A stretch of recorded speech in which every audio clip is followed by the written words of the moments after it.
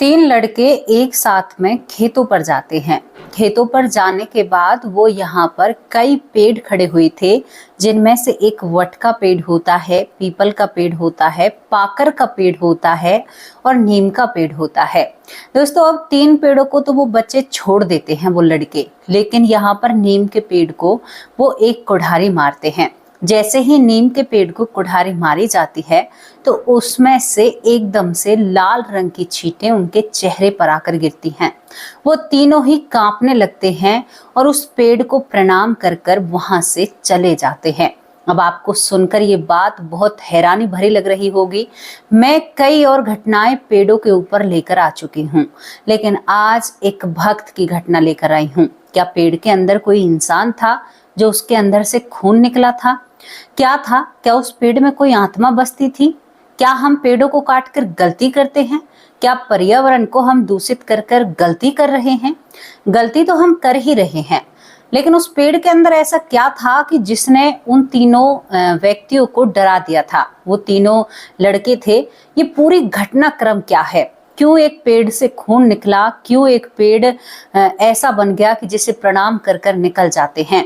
यहाँ पर और भी जिस पेड़ को कुल्हाड़ी मारते हैं उससे यही लाल रंग का खून निकलता है। अब इस पूरी कहानी को जब आपको मैं बताऊंगी तो आपकी आंखें नम हो जाएंगी और ये बात सिद्ध हो जाएगी कि भगवान कण कण में है। वो हर क्षण क्षण में और कण कण में है। आप उसे भुला नहीं सकते। वो पेड़ से लेकर जितने भी जीव जंतु, मैं, आप जो बातें सुन रहे हैं, आपके अंदर भी भगवान है। मैं बिना देखे ही कह रही हूँ कि आपके अंदर साक्षात श्री हरि बैठे हुए हैं, लेकिन आपके पहचानने की देरी है। पूरी कहानी क्या है? पूरा विषय क्या है? क्यों एक पेड़ को कटने पर, वो भी नीम का पेड़? आज तक ऐसा नहीं सुना। दोस्तों, एक और घटना जो यहाँ पर एक गांव पड़ता है, सौंधदपुर गांव, वहां पर एक मंदिर है, लालदास बाबा का मंदिर। लालदास बाबा 5 भाई होते हैं। उस मंदिर पर भी एक घटना देखने को मिली थी कि नीम के पेड़ से दूध का निकलना। ये भी थोड़ा सा हैरान कर जाता है। हालांकि वहां पर वैज्ञानिक आते हैं और वो अपनी एक अलग तर्क देते हैं, लेकिन उस पेड़ से सच में ही दूध निकलता था, ये मैंने भी देखा है। लेकिन उस वक्त मैं चैनल पर काम नहीं करती थी और अब अगर ऐसा कुछ हुआ तो मैं आपको जरूर बताऊंगी। तो चलिए घटना की तरफ चलते हैं। घटना में क्या होता है, क्यों एक पेड़ से खून निकलता है? घटना शुरू होती है ओरछा क्षेत्र से। ओरछा के क्षेत्र में एक गांव पड़ता है, बनाना गांव।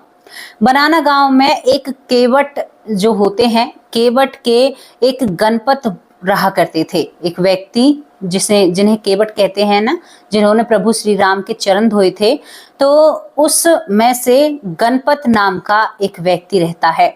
इसके 3 बेटे होते हैं। भरपूर इसका परिवार होता है। ये बहुत ही ज्यादा शांत और सिंपल और सादा और भगवान पर विश्वास करना, अच्छी जिंदगी जीता है। कभी भी किसी से झूठ नहीं बोलना, किसी के साथ बुरा नहीं करना, किसी को धोखा नहीं देना, किसी के साथ धोखाधड़ी नहीं करना, और अपने बच्चों को भी ऐसी ही शिक्षा दी थी। लेकिन तभी इनको बहुत तेज बुखार चढ़ता है, तबीयत खराब होती है, इधर उधर दिखाते हैं, लेकिन आराम नहीं होता। तभी इनको झांसी ले जाया जाता है, क्योंकि यहाँ पर बुखार में और खाना पीना बिल्कुल पचने से बंद हो गया था। यानी खाना पीना गले से नीचे तो जाता था, लेकिन पेट में वो डाइजेस्ट नहीं हो पाता है। इनको झांसी ले जाया जाता है। झांसी जब इनके टेस्ट और चेकअप होते हैं, 3 बेटे इनके साथ होते हैं, तभी यहाँ पर एक खबर पता चलती है। तीनों बेटों को बैठाकर डॉक्टर साहब कहते हैं कि तुम्हारे पिता को कैंसर है, और कैंसर भी तुम्हारे पिता का लीवर में है, और ये भी 4थी स्टेज पर है। आप सोचिए, 4थी स्टेज पर कैंसर था और वो भी लीवर में था। अब 4थी स्टेज पर जो कैंसर है उसका तो कहते हैं कि ना के बराबर इलाज होता है। अब बेटे कहें कि चाहे जमीन बिच जाए, हम अपने बाबा का इलाज करा कर रहेंगे। लेकिन यहाँ पर तभी गणपत ये बात सुन रहा था। गणपत अपने बेटों को अपने पास बुलाता है। 2 बेटों को जमीन पर बिठाता है और एक को पास में बिठाता है। कहता है कि बेटा, अभी तो मेरा चेकअप ही हुआ है, तुम अपनी पूरी संपत्ति भी बेच दो ना, गरीब लोग हैं हम, बचूंगा तो मैं तब भी नहीं। मुझे बीमारी ऐसी लगी है, इन्होंने कहा है कि कोई चांस ही नहीं है, तो क्या बेटा मैं तुम्हें कंगाल करूंगा? मैं मरना है मुझे, तुम घर बेचो, खेत बेचो, जब भी मरना है तो इससे बढ़िया है ना कि मैं अपने गांव की मिट्टी में मरूं। मुझे उस मिट्टी से प्यार है। और वो अपने बच्चों को समझाकर कहता है कि मुझे घर ले आओ। जब वो रास्ते में आता है तो वो कहता है कि रुको, मैं खेतों पर रहूंगा, मेरा जो आशियाना है, मेरा घर खेतों पर बनाया जाए। अब उसके तीनों बच्चे बुलाकर वहां पर एक छान का इंतजाम कराते हैं, वहां पर अपने पिता के लिए रहने की व्यवस्था करते हैं। कहते हैं कि जिसका आखिरी वक्त है उसकी सभी मनोकामना पूरी की जाती हैं। अब यहाँ पर ये गणपत कहता है कि एक काम करो, मैं गाय जो घर पर बंधी हुई है उसी का दूध पीऊंगा, उसी की छाछ पीऊंगा और कुछ भी नहीं खाऊंगा, बिल्कुल भी हाथ नहीं लगाऊंगा। मैं खाने को खाऊंगा ही नहीं तो पचने की समस्या ही खत्म हो जाएगी। बेटा, जितने दिन की जिंदगी है मुझे उस बेड के उस कमरे में नहीं जाना जहां पर गले में भी नली डलती है, सब कुछ होता है। मैं जो बाकी की जिंदगी है ना, इससे मैं कोई समझौता नहीं करना चाहता। इससे मैं खुले विचारों से जीना चाहता हूँ और मेरे अंदर जीने की चाह है, लेकिन मैं हॉस्पिटल में वक्त नहीं गुजारना चाहता। जितनी मेरी जिंदगी है ना, उतना मैं भगवान का नाम लेकर और भगवान के चरणों में इस जिंदगी को समर्पित करना चाहता हूँ। बच्चे इतने आज्ञाकारी थे कि जैसे बाबा ने कह दिया ऐसे ही होगा। अब गाय का ही दूध और गाय की ही छाछ। अब ये व्यक्ति खेतों पर रहता है, अब मन लगाने के लिए भी तो कुछ चाहिए। हम तो रील देखते हैं, आप फोन देख लेते हो, ये क्या करे। बुजुर्ग व्यक्ति था, 60 साल इसकी उम्र हो चुकी थी। आप सोचिए 60 साल का था ये उस वक्त। अब ये क्या करता है कि वहां पर ये वट का पेड़ लगाता है, बच्चों से मंगवाता है, एक पीपल का पेड़ लगाता है, यहाँ पर एक पाकर का पेड़ लगाता है और एक यहाँ पर नीम का पेड़ लगाता है। अब ये जितना भी इसको समय होता उतना ही भगवान का नाम जप करता है। अब जब इसने वट का पेड़ लगाया था तो वट के पेड़ को लगाकर ये सभी पेड़ों को पानी दिया करता। वट के पेड़ में ये यहाँ पर भोलेनाथ को मानता कि भोलेनाथ इसके अंदर विराजमान है। भोलेनाथ के मानकर परिक्रमा करता और उस वट के पेड़ के पास की मिट्टी को अपने पेट पर लगा लिया करता। दूसरा लोटा पीपल के पेड़ को देकर विष्णु भगवान को याद किया करता कि विष्णु भगवान हैं इसमें, तो वहां से मिट्टी लगा लिया करता। तीसरे पाकर पेड़ में कहते हैं कि ब्रह्मा जी समाये होते हैं, तो पाकर के पेड़ की परिक्रमा कर कर ये ब्रह्मा जी को याद करता है और उस मिट्टी को लगा लेता है। नीम के पेड़ की परिक्रमा कर कर ये देवी माँ को मानकर उस पेड़ की जो मिट्टी है उसे दवाई के रूप में अपने पेट पर लगा लेता है। इसी तरह से इसकी जिंदगी चलने लगती है और ये पेड़ बड़े होने लगते हैं। ये इन पेड़ों में भगवान को देखते हैं और इन पेड़ों की सेवा करते हैं। श्री हरि, भोलेनाथ, कहते हैं ना कि इन्होंने सभी का नाम लिया। अब यही सब कुछ चल रहा था, तभी इनके जो कलेजे पर हमेशा ईंट सी रखा रहा करती है और दर्द जो पेट में बनता है वो धीरे धीरे बंद हो जाता है। इन्हें भूख लगनी शुरू हो जाती है। ये जब भूख लगती है तो बच्चों से कहते हैं कि बच्चे अब मेरे लिए तुम एक रोटी लेकर आना, मुझे रोटी की भूख लगी है। देखते हैं कुछ दिन बाद उनका पिता अच्छा ही हेल्थी हो जाता है और सेहत बनने लगती है। अब यहाँ पर ये कहता है कि ओ भैया, मुझे तुम किसी हॉस्पिटल में लेकर चलो, कहीं ये बीमारी ज्यादा रूप तो नहीं धर रही है, मैं मोटा हो रहा हूँ और मुझे क्या हुआ है, ऐसा मुझे कैसे हुआ है। और ये पेड़ भी काफी बड़े हो गए थे, करीबन 1 साल 1.5-2 साल तक मतलब ये ऐसे ही रहता है। आप सोचिए, बिना दवाई के 4थी स्टेज का कैंसर, ज्यादा दिन पुरानी बात नहीं है, पूरे सबूत के साथ आपको बता रही हूँ। उसके बाद बच्चे सोचते हैं कि हाँ बाबा मोटे तो हो रहे हैं। अब बाबा 62 साल की उम्र में जहाँ मांस अपने आप पिघलने लगता है वहां बाबा हेल्थी हो रहे थे, उनकी सेहत बन रही थी। अब दोबारा से इनको यहाँ पर ग्वालियर ले जाया जाता है, क्योंकि झांसी से पता चला था ग्वालियर इलाज कराते हैं। ग्वालियर के हॉस्पिटल में जब इनके टेस्ट होते हैं तो डॉक्टर कहते हैं कि ये चमत्कार है, पहली बार हमने अपनी जिंदगी में ऐसा कुछ देखा है, क्योंकि सारी रिपोर्ट उन्होंने देखी थी पहली भी। आपके बाबा को तो कैंसर है ही नहीं। यहाँ पर बेटों की खुशी का ठिकाना नहीं होता। सभी कहते हैं कि क्या ऐसा हो सकता है, आज कलयुग के युग में ऐसा चमत्कार हो सकता है? पॉसिबल ही नहीं है, डॉक्टर ये कहते हैं। दोस्तों, ये सारी चीजें सुनकर देखकर सब हैरान हो जाते हैं और आश्चर्यचकित हो जाते हैं, लेकिन डॉक्टर अब यहाँ से हरी झंडी दिखा देते हैं। इस बात को सुनकर जो गणपत होते हैं वो सोचते हैं कि भगवान तो बहुत बड़ी शक्ति है।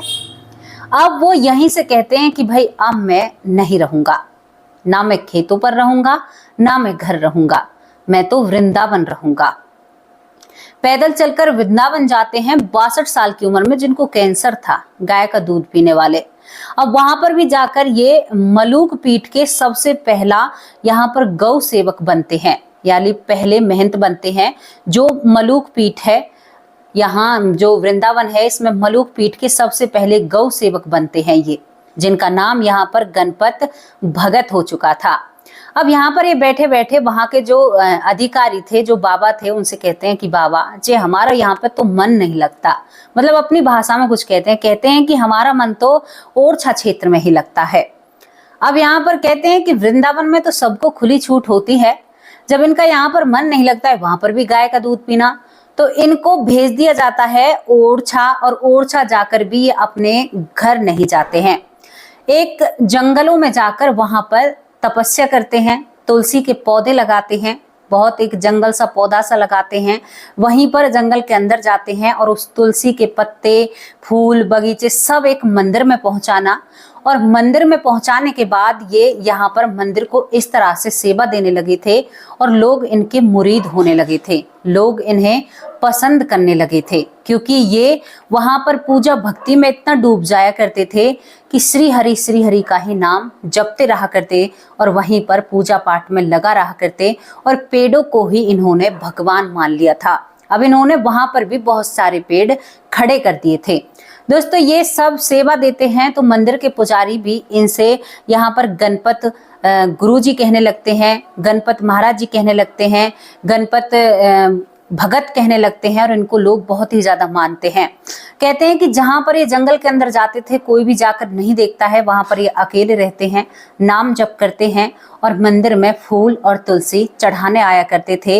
यहाँ पर मंदिर के सेवक को उन सबको दे दिया जाता है। इसके बाद दोस्तों क्या होता है, जब ये सब कुछ होता है तो यहाँ पर एक दिन मंदिर के पुजारी इंतजार करते हैं कि भाई आज तो गणपत भगत नहीं आए हैं, महाराज जी नहीं आए हैं, क्यों नहीं आए हैं, देखूं चले क्या उनकी तबीयत तो ठीक है। अब ये जैसे ही जहां पर वो रहा करते थे जंगल के अंदर, वहां पर जाते हैं तो देखते हैं बड़ा बाग है तुलसियों का, फूल पौधे इतने सुंदर वहां पर, और यहाँ पर जो गणपत भगत होते हैं वो एक पेड़ से अपनी कमर को लगाए हुए बैठे हैं, हाथ में तुलसियों की माला है, माथे पर चंदन का तिलक है, और वो बैठे हुए थे। दूर से देखने में तो लग रहा था कि समाधि या भगवान का नाम जप कर रहे हैं। अब जैसे ही जाकर ये मंदिर के जो पुजारी होते हैं गणपत भगत के पास पहुंचते हैं, 2008 का ये वाक्य होता है।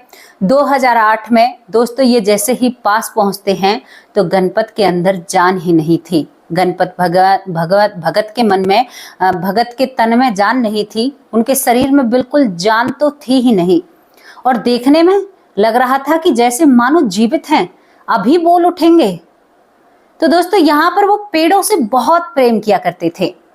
वहां पर उन्हें उनके बच्चों को भी नहीं सौंपा दिया जाता है, वहां पर उन्हें एक गुरु की तरह जमीन के अंदर जैसे गुरुओं को समाधि दी जाती है। यहाँ पर जो कहते हैं कि जो बाबा जी होते हैं या जो गुरु होते हैं जिनको समाधि दी जाती है, जो भगवान के अनंत भक्त होते हैं उन्हें समाधि दी जाती है। गणपत महाराज को भी समाधि दी जाती है और सभी बड़े भावुक होते हैं उनके जाने पर, क्योंकि बड़े शांत और बड़े वो एक ऐसे अनंत भक्त बने, और 2008 की बात है।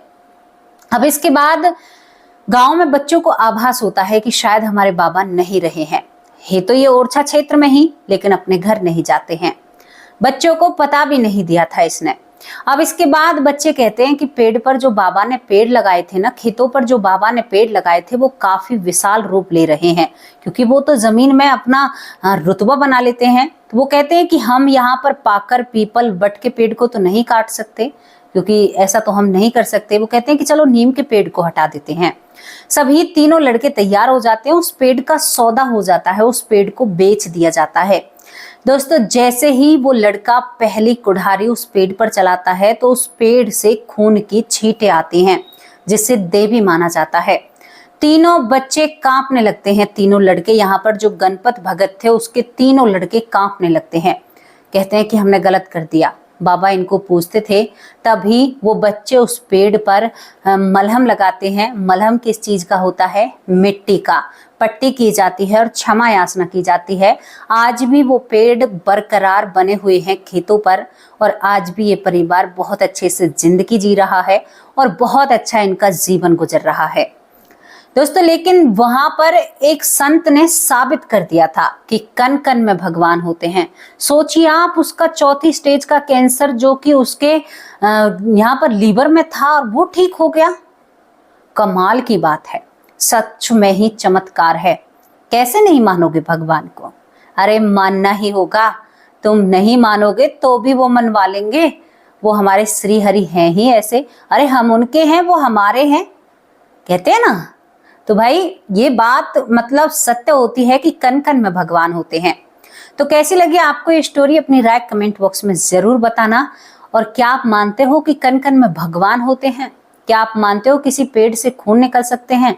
तीनों बेटे ने इन बातों को पब्लिकली नहीं बताया क्योंकि वहां पर फिर पूजा पाठ चल जाती, लोग वहां पर आना जाना, उनके बेचारे की छोटी सी जमीन थी, तो इसको ज्यादा इधर उधर इस बात को फैलाया नहीं जाता है। उन पेड़ों को ये तीनों लड़के आज भी पूजते हैं और बहुत अच्छे से इनका जीवन चलता है। तो जैसी भी आपको ये कहानी, ये घटना लगी हो, 2008 में इन्होंने आखिरी सांस ली थी। जो यहाँ पर गणपत भगत थे, ओरछा क्षेत्र के बनाना गांव के रहने वाले थे, केवट कुल से आते हैं। तो आपको कैसी लगी ये स्टोरी? अपनी राय कमेंट बॉक्स में जरूर रखना। और काफी आश्चर्यचकित घटना है। ऐसे ऐसे भक्त हमारी धरती पर हो जाते हैं, लेकिन हम अधम नीच, हमसे भगवान का नाम भी जप नहीं होता। क्या करें? अब आप लोगों से विदा लेती हूँ। शाम को हाजिर होंगे आप सभी लोगों के नाम के साथ। तब तक के लिए नमस्कार, जय हिंद, जय भारत।